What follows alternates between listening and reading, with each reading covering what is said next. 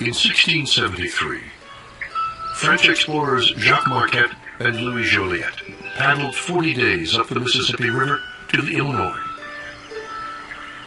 They were returning to Quebec from a voyage of discovery, the first white men to descend and map the Mississippi. The French hoped to wrest the continent from the British before they pushed west from their colonies in the east. "We've seen nothing like this river," Marquette wrote of the earthly paradise they encountered west of the Illinois. Marquette was a Catholic missionary. His converts would also make good allies.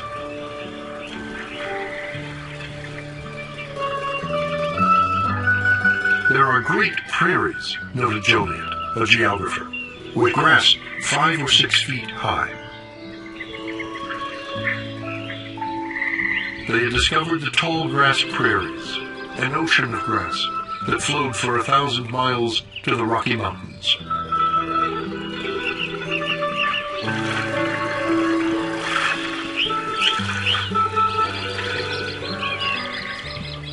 They had paddled from the St. Lawrence River over the Great Lakes to what is now Green Bay, Wisconsin.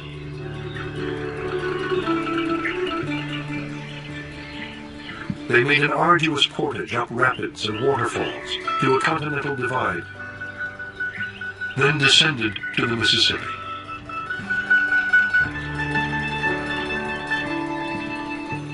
Now, the Indians showed them an easier route back, up the Illinois River, then the Des Plaines, to where it ended in a marshy height of land. You would never imagine that it was a continental divide of any kind, and yet the marsh was sitting right on the line that flowed both to the Mississippi and into the St. Lawrence.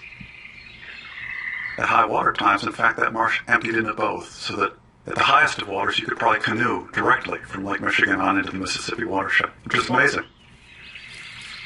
Marquette and Joliet reached the divide in September at low water, and they portaged for a few miles, but only a few feet above the marsh.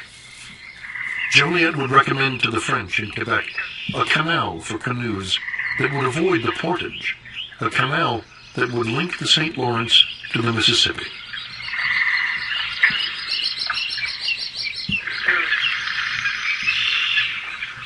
East of the portage was a sluggish river which flowed through a swamp.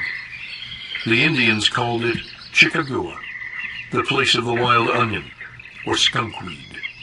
It stunk. It had a foul odor. The river is almost motionless, and this stinking weed gave off this odor that drove the Indians away. And they're not going to live on a bog. You know, there's plenty of open prairie there and grassland and things like that, and little prairie woodlands. Only the white man's crazy enough to live there. When the voyagers reached the lake, they began the 1,500-mile trek back to Quebec. Joliet was the first to see the potential of the stinking river at the portage. He would urge the French to return and create a colony.